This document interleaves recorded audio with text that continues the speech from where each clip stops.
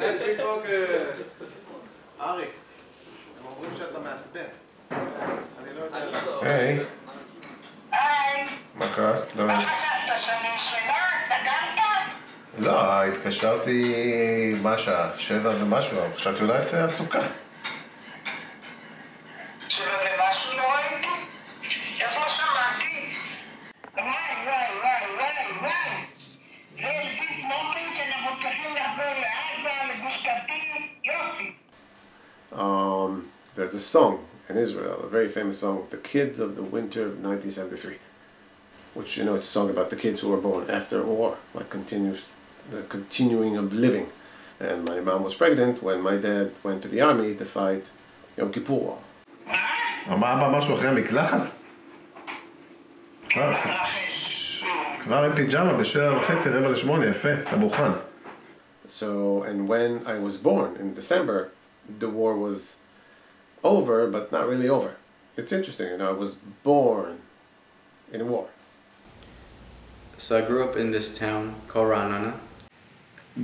Growing up, I felt like there's a sense of like warmness, like there's life like bubbling in the air. Like, I don't know, like no one will ever ignore you. Like everyone is like really interested in you. There's always music, you're always happy for some reason. Like things could be crap, like absolute shit. They're clapping and there's happiness. אני נולדתי בקיבוץ בישראל. קיבוץ זה חברה שיתופית שקשורה לסוג של תנועה, מובמנט, שאנשים יחיו ביחד בצורה שיתופית ללא שום כוונת רווח, ויקימו חברה שהיא חברה יותר צודקת ויותר שוויונית כמובן. עושים את הדברים כי צריך לעשות אותם, לא משום שיש איזושהי מטרה. אתה מקבל את כל מה שאתה צריך ואתה נותן כמה שאתה יכול. זה הרעיון המרכזי של הקיבוץ כמו שאנחנו הכרנו אותו. עזבנו שהייתי בן 28. זאת רוב החיים אפילו התחתנו שם. אז אני נולדתי בערד, ובצבא באמת הגעתי לקיבוץ, פגשתי את תמיר שבועיים לפני שהתגייסתי, הוא בדיוק השתחרר. ואז נפגשנו. למרות שערד הוקמה על ידי קיבוצניקים ויוצאי מושבים, אז אני גדלתי באווירה די דומה, רק לא בבית ילדים, אלא בבית של ההורים שלי. מהבחינה הזאת, לפחות איפה שאנחנו גרנו, או גרים, אז כאילו זה היה בסדר גמור. I served in the army, in the IDF. I did about 4 years and 3 months. אני הייתי בנחל, מש"קית נחל, זה בעצם היה מש"קית תרבות. אני הייתי קיבוץ של השומר הצעיר, מאוד לא דתיים, ושמו אותי, הייתי באחזות בבקעה, בבקעת הירדן, ובשנה השנייה של הצבא הייתי בכלל בפיקוד הנחל בתל אביב. הסתובבתי בין הקיבוצים אבל, והייתי אחראית על חיילים בודדים ועל כל מיני חיילים עם בעיות ת"ש, קצת כמו עובדת סוציאלית כזה, הסתובבתי בין יותר מדי, זה לא צבא רגיל, אני הייתי בתותחנים, באיזשהו שלב מאוד רצו שאני אהיה קצין ואני לא רציתי כי צריך לחתום עוד זמן וזה היה חלק מאיזשהו אימות שלי עם הצבא, אבל אני לא ויתרתי, אני לא עשיתי את 3 שנים שלי, אחרי זה עשיתי הרבה מאוד שנים מילואים. We left Israel before we ever got drafted or anything, so we didn't need to, but if you offer me to go now, I would not want to go because I feel like I'm making movies right now and I'm doing what I love, and if I would be in the military, I would just be wasting my time. Because if you're not going to fighting, you usually have a desk job.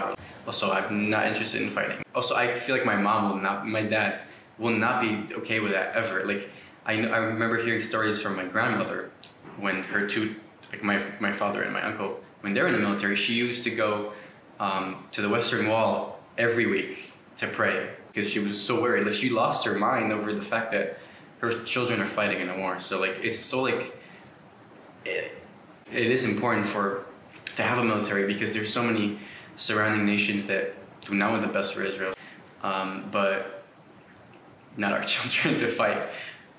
כשגיא נולד, אז מהר מאוד כאילו הייתה לי הרגשה של כאילו יופי. כאילו אני ילדתי אותו, זה כאב, אני מגדלת אותו, כאילו ב-18 שנים הראשונות שלו, ואז המדינה מעיפה אותי הצידה ואומרת לי יאללה זוזי, עכשיו הוא שלנו. וכאילו נתנו לי אותו בהשאלה, ועכשיו לוקחים אותו. זה הגור של החברה הישראלית הבסיסית, שאומרת, אנחנו את הבנים שלנו שולחים למקומות הכי מסוכנים, והכי בעייתיים, והכי נותנים, שיכול להיות שהם יצטרכו להקריב את עצמם, כדי שאנחנו נוכל להמשיך להיות שם. ואנחנו מקווים שמישהו ישמור עליו שלא יקרה לו כלום. For me, the thing is that I took the army as kind of a virtual reality. Because then you go out of the army and you go home. And you don't have a commander, which you respond to with yes sir. No one's giving you orders. And you have to figure things out for yourself. So as a soldier, a lot of times, the army seemed to me as kind of an, parallel life to your real life. Kind of a different bubble. Israeli culture is very heavily influenced by the service in the army. It affects the language. She missed the flight. No. He sleepwalked. באמת? את הלכת מתוך שינה? And the one thing I forget to mention about myself is that I'm a Hebrew teacher. וואו, אוקיי, זה מוזר. As a language teacher, you're an agent of culture. Okay, so your job is also to engage kids with the culture that you represent, that you bring into the school, and make sure that it's interesting for them. Because if they come from a place of interest, you can talk, and you can have a conversation, you can have a learning experience. עוד אסוציאציות למילה ציור? I'd say this. I feel like my life in Israel and America has been very different, but also very the same. There has been people that can just mirror each other. In America, when I moved, I was like, I know this person from Israel, but it's not the same person. Or like, just people are the same wherever you go. They're just here and there, they're a bit different. People are nicer, but they're not kinder. Like they'll help you for directions, but they'll not show you the way. In Israel, they won't want to help you with directions, but they'll show you the way. They'll curse at you while they do it, but they'll make sure you find the right place.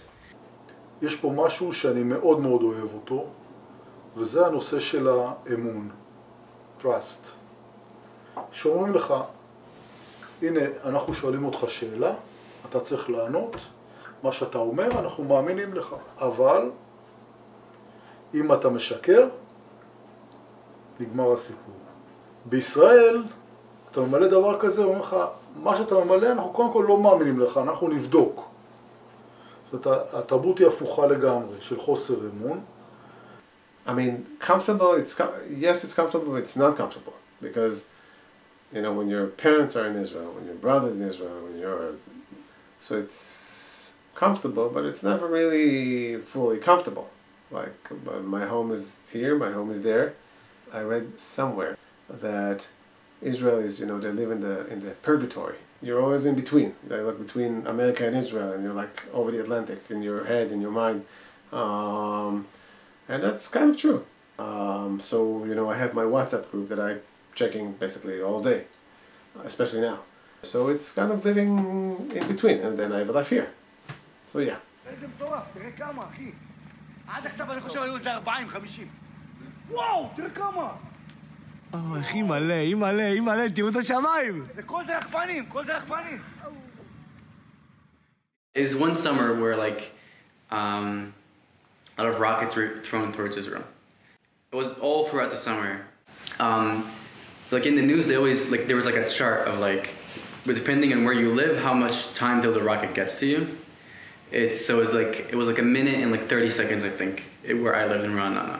So I was like, okay, so if you take a shower, you have to make it a minute and 30 seconds. Because if you take more than that, you're in a shower, so maybe you won't hear it, or something like that. So, like, I used to take a minute and 30 second shower until my mom was like, no, you're gonna stop doing that. Like, I was just time myself, like, okay, I have to leave.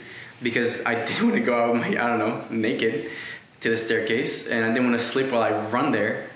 I remember one time it was really early in the morning, boom, siren. My mom was asleep, I had to wake her up.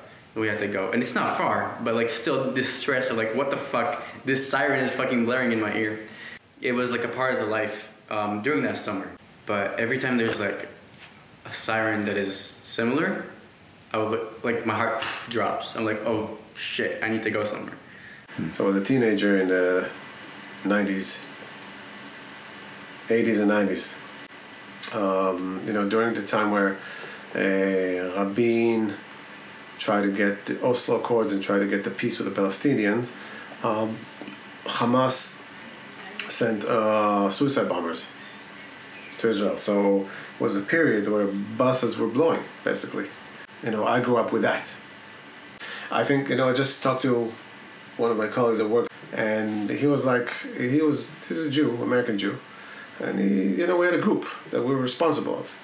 And he's like, I'm going to stand here, do you want to go forward? And I said, well, I'm going to be in the back, because I kind of see everything, like I can see everyone from the back. And he's like, okay, that's interesting. Is this from the army? And I said, thinking about it, no, it's not from the army. It's from those times where Hamas used to blow buses, and also they would try to go into bars or restaurants. So I adopted you're going to a place, you sit facing the door to see who's coming in. I have a brother, an older brother. He's about 2.5 years older than I. He's a cop, a detective. We text each other and we try to talk once a week. No, we don't talk about work. Sometimes if there's funny stuff, we talk about it. We talk about politics and stuff, but we also try to talk about other stuff. When this all started, he was on shift of 12 hours. So it's tough. It's tough. He has 2 kids, and you get the sirens and the rockets, once or twice a day. It's not couldn't be healthy. Yeah, but for some reason it's okay. It's acceptable. היה מעורב בזה כמה דברים. קודם כל השוק וגם הקטע האישי, כי הבת שלנו ובעלה גרים בקיבוץ שהותקף. הם גרים בקיבוץ מפלסים, ויעל הייתה ב7 באוקטובר, חודש 6 בהיריון.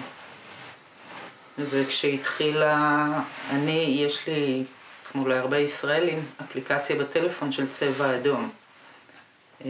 שאתה צריך, למשל כשהייתי נוסעת לעבודה או דברים כאלה, לדעת אם אני צריכה לעצור את האוטו ולקפוץ הצידה או כאילו מה.